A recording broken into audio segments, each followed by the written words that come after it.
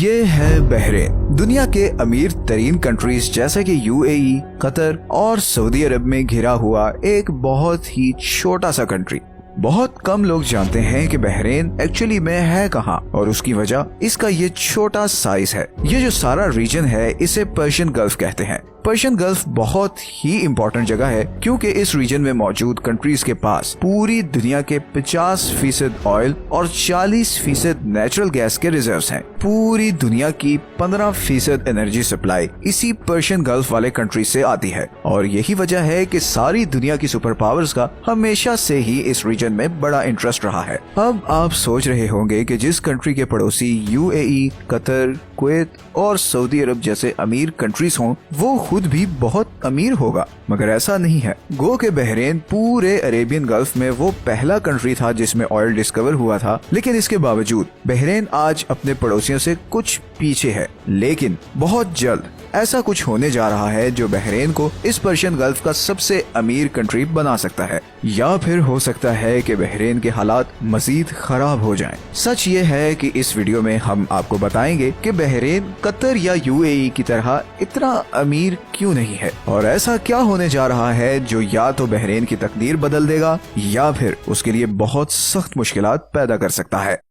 Bahrain की history वैसे तो बहुत पुरानी है, मगर आज के बहरेन की असल बुनियाद रखी गई थी 1820 में, जब उस वक्त बहरेन को रूल करने वाले अल खलीफा ट्राइब ने ब्रिटिश एम्पायर के साथ एक ट्रीटी साइन की जिसके अकॉर्डिंग बहरेन ब्रिटेन के सिवाय किसी और कंट्री को अपनी जमीन नहीं देगा। बहरेन किसी भी फॉरेन गवर्नमेंट से ब्रिटेन की मर्जी के बगैर रिलेशनशिप नहीं रखेगा, और बहरेन की इस वफादारी के बदले में ब्रिटेन बहरेन को उसके दुश्मनों से प्रोटेक्ट करेगा। इस ट्रीटी के बाद बहरेन को वो अमन हासिल हो गया जिसकी उसे सदियों से तलाश थी। समुद्र में जबरदस्त लोकेशन होने की वजह से मनामा का सी पोर्ट चंद सालों में ही पूरे पर्शियन गल्फ पर छा गया। 20वीं सदी के शुरू तक बहरेन बसरा, कुवैत और मस्कत के सी पोर्ट की सारी ट्रैफिक अपने पास खींच चुका था। इंडिया और ईरान से बड़ी तादाद में बिजनेसमैन बहरेन आकर आबाद होना शुरू हो गए थे, और बहुत जल्द बहरेन एक ट्राइबल सोसाइटी से ट्रेडिंग जायंट बन चुका था।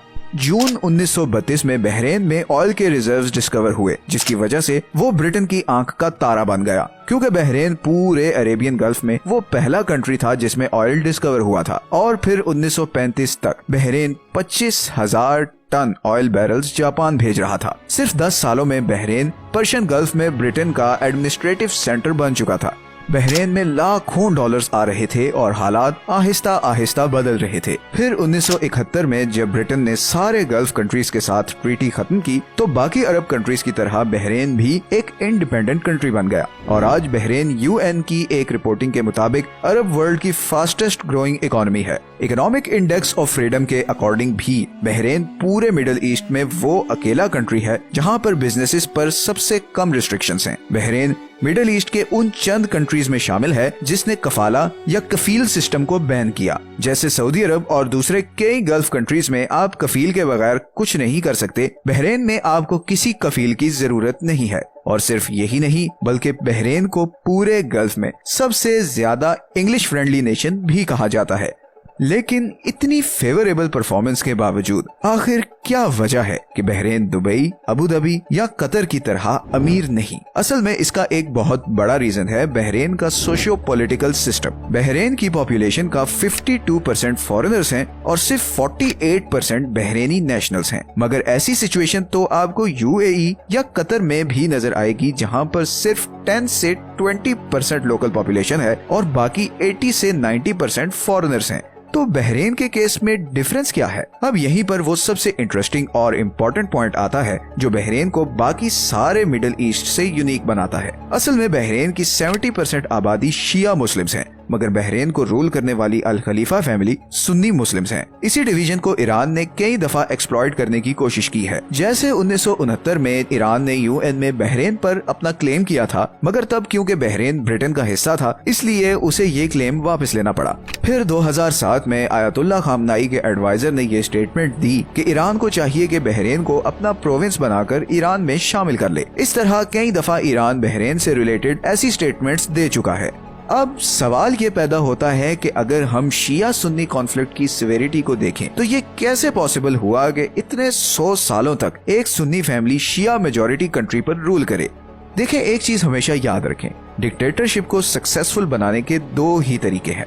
एक तो ये कि आप जोर जबरदस्ती करके लोगों से अपनी बात मनवाएं और उन्हें दबा कर रखें, मगर उसमें रेवोल्यूशन और अपराइजिंग का खतरा होता है, जैसे कि लीबिया की एग्जांपल हमारे सामने है। दूसरा तरीका वो है जो गल्फ कंट्रीज फॉलो करते आए हैं, और वो है कि अपनी आवाम को खूब पैसा दो, उनकी जरूरियात पूरी करो और उन्हें इकोनॉमिकली खुश रखो। ऊपर पावर में कौन है, उन्हें इसकी कोई फिक्र नहीं होगी। अब बहरीन के सुन्नी रूलर्स ने ये दोनों तरीके यूज किए हैं। बहरीन की गवर्नमेंट अपने लोगों का बहुत ख्याल रखती है। अपने लोगों से मेरा मतलब है बहरीनी नेशनल्स। अगर आप बहरीनी नेशनल हैं तो आपको बहुत आराम से गवर्नमेंट जॉब मिल जाएगी। सुपरमार्केट से लेकर गाड़ी के पेट्रोल तक हर चीज सब्सिडाइज्ड है। अगर आप प्राइवेट जॉब करना चाहते हैं तो आपके लिए सेपरेट कोटा है। बहरीन में हर व्हाइट कॉलर इंडस्ट्री में लोकल्स का कोटा है। सो फॉर एग्जांपल, किसी भी बैंक की 50% वर्कफोर्स बहरीनी जरूर होनी चाहिए। किसी भी कंपनी की मैनेजरियल पोजीशन पे एक फिक्स्ड परसेंटेज ऑफ बहरीनी लाजमी होने चाहिए और उनकी सैलरी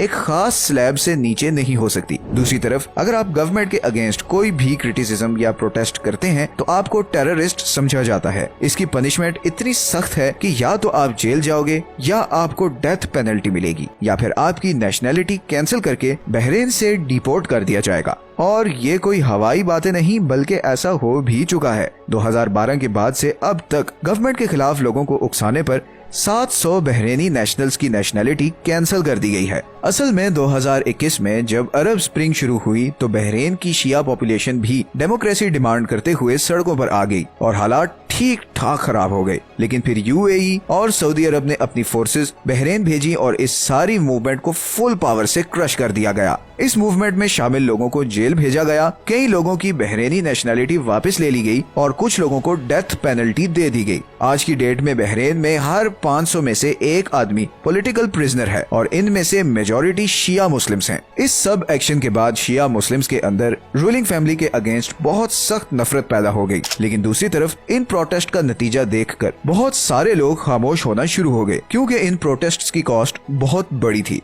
बहरीनी सिटीजनशिप से हाथ धोने का मतलब है कि आपका पासपोर्ट, आपका ड्राइविंग लाइसेंस, आपका घर, आपकी गाड़ी, हर चीज वापस हो जाएगी और आप बहरीन छोड़ते हो तो दोबारा वापस इस कंट्री में एंटर नहीं हो सकते। इसीलिए ये मूवमेंट आहिस्ता आहिस्ता दब तो गई, मगर इसका नुकसान ये हुआ कि बहरीनी सोसाइटी एक पोलराइज्ड सोसाइटी बन चुकी है। ये एक ऐसा लावा है जो किसी भी वक्त फट सकता है। अपने शहरियों को बगैर कोई काम किए पैसे देना उन्हें बिल्कुल पैरालाइज कर रहा है। बहरीन की इकोनॉमी असल में फॉरेनर्स चलाते हैं, जिनमें पाकिस्तानी, इंडियंस, बंगाली, फिलिपिनोस, ईरानी और ब्रिटिशर्स शामिल हैं। बहरीन की 75% इनकम ऑयल एक्सपोर्ट से आती है और इस इनकम पर सबसे बड़ा बोझ है बहरीनी नेशनल्स को दी जाने वाली फैसिलिटीज और सब्सिडीज। और दूसरी ही तरफ पिछले 10 सालों से ऑयल की प्राइस लगातार गिर रही है, जिसकी वजह से बहरीन के रेवेन्यूज भी गिरते जा रहे हैं। And on top of this, Bahrain के ऑयल रिजर्व्स बहुत तेजी से खत्म हो रहे हैं। बल्कि बहरीन और ओमान पूरे गल्फ में वो दो कंट्रीज हैं जिनके ऑयल और गैस रिजर्व्स अगले 10 सालों में बिल्कुल खत्म हो सकते हैं। तो एक तरफ आपकी इनकम नहीं बढ़ रही, दूसरी तरफ आपका एक्सपेंस सेम है और तीसरी तरफ आपके रेवेन्यू सोर्सेज बहुत जल्द एग्जॉस्ट होने वाले हैं। और चौथी तरफ अगर आपने अपनी सब्सिडीज कम की और इनकम बढ़ाने के लिए टैक्सेस लगाए तो पहले से ही भरी बैठी शिया मुस्लिम पॉपुलेशन फट पड़ेगी। उन्हें इस वक्त एक ही चीज खामोश रखे हुए है और वो है बहरीनी सिटीजनशिप के बेनिफिट्स। जिस दिन ये बेनिफिट्स कम होना शुरू हो गए, उस दिन बहरीन के रूलर्स के लिए खतरे की घंटी बज जाएगी। बहरीन के लिए इकोनॉमिक फेलियर का मतलब पॉलिटिकल फेलियर होगा। लेकिन इस सब गंगा जल में फंसी बहरीनी सरकार को कुदरत की तरफ से दो बहुत बड़े गिफ्ट मिले हैं। 2018 में बहरीन के पास इस रीजन में 8 बिलियन बैरल्स के शेल ऑयल रिजर्व्स डिस्कवर हुए हैं और 4 साल बाद ही 2022 में अल जौबा और अल जौफ के पास नेचुरल गैस के भी 2 बहुत बड़े रिजर्वॉयर्स डिस्कवर हुए हैं। इन डिस्कवरीज ने पूरे मिडिल ईस्ट में एक हलचल मचा दी है। दुनिया की बड़ी बड़ी कंपनीज एक्सट्रैक्शन के लिए बहरीन से डील्स करना चाह रही हैं। ये ऑयल और गैस रिजर्व्स इतने ज्यादा हैं कि अगले 40 सालों तक बहरीन इनसे अपनी डोमेस्टिक और एक्सटर्नल नीड पूरी कर सकता है। यहाँ पर सिर्फ एक प्रॉब्लम ये है कि किसी भी ऑयल रिजर्व को एक्सट्रैक्ट करने की कॉस्ट सेम नहीं होती, और ये तो है भी शेल ऑयल, मतलब ये समंदर में पत्थरों के काफी नीचे है। इस चार्ट में आप देख सकते हैं कि डिफरेंट तरह के ऑयल को एक्सट्रैक्ट करने की डिफरेंट कॉस्ट होती है। शेल ऑयल को एक्सट्रैक्ट करना नॉर्मल ऑयल से काफी ज्यादा एक्सपेंसिव होता है और अगर बहरेन को इस एक्सट्रैक्शन को प्रॉफिटेबल बनाना है तो उसे ये उम्मीद रखनी होगी कि ग्लोबल मार्केट में ऑयल बैरल की प्राइस हर सूरत $60 से ऊपर रहे। दूसरा, इन रिजर्व्स को फुली एक्सट्रैक्ट करते हुए भी कुछ साल लग जाएंगे और उस सारे अरसे में बहरेन को चाहिए कि अपनी इकोनॉमी डाइवर्सिफाई करे, सिर्फ ऑयल पे डिपेंडेंट होकर ना रहे। इनकम टैक्सेस इंट्रोड्यूस करवाए जाएं और लोगों को ये आजादी दी जाए कि वो गवर्नमेंट पर क्रिटिसाइज कर सकें ताकि उनमें फ्रस्ट्रेशन बिल्ड ना हो। यूएई और सऊदी अरब आहिस्ता आहिस्ता इसी अप्रोच पर आ रहे हैं। इस अप्रोच का एक पॉसिबल बहुत बड़ा नुकसान ये हो सकता है कि बहरेनी पॉपुलेशन जो कि इतनी फैसिलिटीज और लग्जरी की आदी है वो ये टैक्सेस और लॉज बर्दाश्त ना कर सकें और रिलीजन कार्ड यूज करते हुए सुन्नी रूलर्स के अगेंस्ट रिवोल्ट शुरू कर दें। इसीलिए बहरेन इस वक्त मेक और ब्रेक पर खड़ा है। कुछ वाइज डिसीजंस फ्यूचर में उसकी और उसके लोगों की तकदीर बदल सकते हैं, लेकिन दूसरी ही तरफ यही डिसीजंस इन रूलर्स के गले भी पड़ सकते हैं। आप में से जो लोग बहरेन की जियोपॉलिटिकल सिचुएशन जानते हैं वो नीचे कमेंट्स में अपनी ओपिनियन जरूर दें। ये हैं वो सारे सोर्सेज जिनसे हमने इस वीडियो के लिए कंसल्ट किया है। अगर आपको ये वीडियो अच्छी लगी है तो उसे लाइक और चैनल को सब्सक्राइब जरूर कर दें। मिलते हैं नेक्स्ट वीडियो में। अल्लाह हाफिज।